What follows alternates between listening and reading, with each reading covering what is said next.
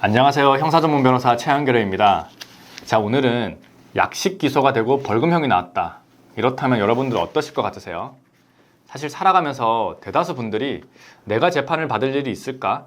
소송에 휘말릴 일이 있을까? 전혀 관심도 없으시고 형사소송 절차라든지 민사소송 절차라든지 아무것도 모르고 살아가게 됩니다.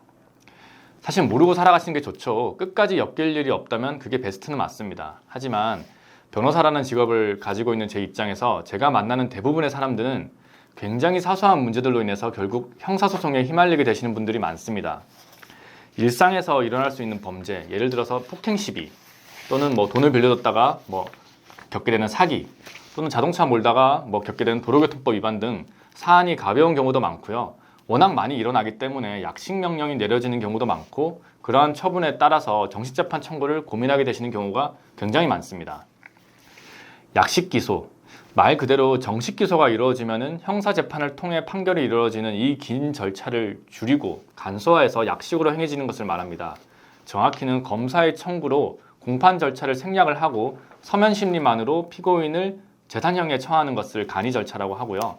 간단한 사건인 만큼 약식 절차에서는 벌금, 과료, 몰수형만을 부과할 수가 있습니다. 보통은 벌금형에 그치신다고 보면 됩니다.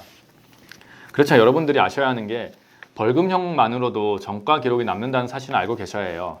직업에 따라 공무원인 경우에는 어느 일 이상의 벌금을 받게 되면 징계나 처분이 이루어지는 경우도 있고 추후 취업을 할 때 전과 기록으로 인해서 제한이 발생할 수도 있습니다. 물론 전혀 상관없이 살아가시는 경우도 많습니다. 하지만 굳이 이러한 전과를 남겨야 될 이유는 없겠죠. 약식 절차는 아무래도 서면만 가지고 또는 자료만 가지고 판단을 하고 정식적인 공판 절차가 없기 때문에 피고인 입장에서는 판사님 앞에서 본인의 사정이나 생각을 어필할 기회가 전혀 없게 되는 겁니다. 수사기관에서 보통은 한 번이죠. 그 약식 절차를 진행한 사건은 거의 한 번, 많게는 2번 정도 조사 과정을 거칩니다. 그리고 검찰로 송치가 되고 나면 특별한 사정이 있지 않는 한 추가적인 조사가 이루어지는 경우는 거의 없습니다. 그렇다 보니 피의자 입장에서 수사기관에서 단 한 번밖에 조사를 받지 못했는데 또 조사를 받을 때 본인의 생각을 전혀 전달하지도 못했는데 어느 순간 약식 기소가 되고 약식 명령이 내려져서 벌금형을 받게 되고 전과자가 되어버리는 상황이 되는 겁니다. 게다가 그 벌금형이 보통은 100만 원 전후 그리고 정말 적게는 50만 원 미만인 경우도 있다 보니까 굳이 정식재판 청구를 해야겠다는 생각 자체를 포기하시는 경우가 많습니다. 왜냐하면 법에 대해서 무지할 수밖에 없고 경찰, 검찰이 수사 과정을 통해서 그러한 판단을 내렸다니까 또는 변호사를 선임하는 비용도 만만치 않은데 벌금 이거 얼마 된다고 내지 말지 생각하시는 게 사실은 그냥 벌금 내고 말겠다라고 생각하시는 것이 당연합니다. 한 번의 조사라고 치더라도 경찰서를 방문을 해서 조사를 받는 사실 자체가 싫고 결과를 기다리면서 마음 졸이는 시간 역시 짧지 않았을 테니까 얼른 끝내고 싶고 잊어버리고 싶으신 게 당연하죠. 하지만 그러한 경제적인 부분을 떠나서 어느 정도 인정하는 부분이 있기야 하지만 그래도 이러한 처분이 과도하다, 억울하다 싶다면 정식재판 청구를 고려해 보시는 것이 좋으니까 꼭 한번 생각은 다시 해보셔야 됩니다. 왜냐하면 약식 기소는 서면 심리만으로 진행이 되다 보니까 사실 굉장히 형식적으로 진행되는 경우가 많습니다. 서면을 일일이 확인 안 하는 경우도 있고요. 법리적인 검토가 제대로 진행되어지지 않는 경우도 있을 수가 있어요. 그렇기 때문에 꼭 한 번쯤은 제대로 검토해봐야 될 필요성은 있다. 그리고 따질 수 있는 부분은 정식재판을 가서 꼭 따져보라 말씀을 드리고 싶습니다. 그렇다면 어떻게 정식재판을 청구해야 하느냐? 약식 기소가 되면은 재판부에서 약식 명령을 내립니다. 보통 간단한 사건에서 약식 기소가 되면은 기각되는 경우는 거의 없어요. 웬만하면 그냥 약식 명령문이 내려와요. 그럼 그 약식 명령문이 집으로 송달이 될 겁니다.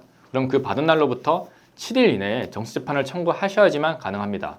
이 기간이 지나면 정식재판 청구를 할 수가 없어요. 다신 기회는 없는 거니까 꼭 확인하셔서 7일 이내에 약식 명령문을 발부한 재판부에 서면으로 정식재판 청구서를 제출하셔야겠습니다. 정식재판 청구를 하시는데 주저하시는 이유가 사실 또 있죠. 법이 변경돼서 괘씸죄가 있다고 하는데요. 괜히 50만 원 벌금 받을 거 정식재판 청구를 해서 징역형이나 집행유예나 또는 벌금 200만 원 받는 게 아닌가라고 많이들 물어보세요.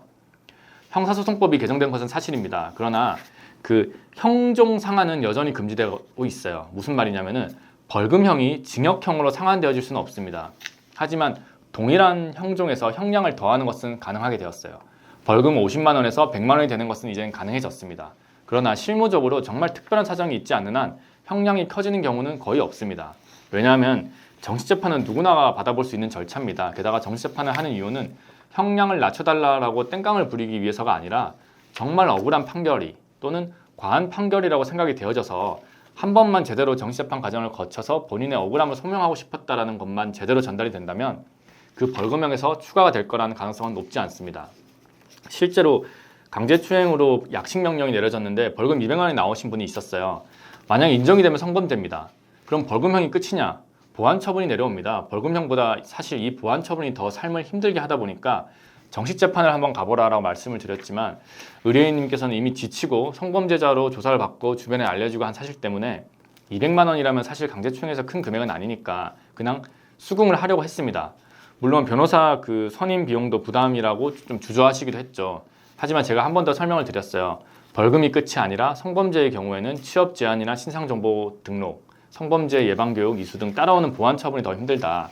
한번 정식재판을 가보고 안 되면 할 수 없지만 그래도 한 번은 충분히 어필을 해볼 법하다라고 이제 고심해 보셔라라고 말씀드렸더니만 제 의견을 받아들이셔가지고 조력을 요청하셨습니다.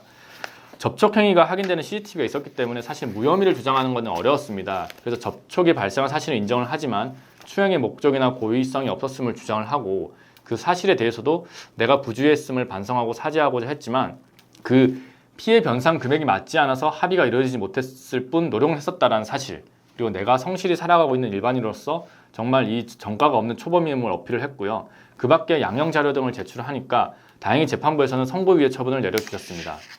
만약 약식명령을 그대로 수긍했다면 사실 200만 원의 벌금이 문제가 아니라 취업 제한이라든지 신상정보 등록, 성범죄 예방 교육 이수 등과 같은 보완 처분으로 더욱 힘든 시간을 보내셔야 했을 수도 있었습니다.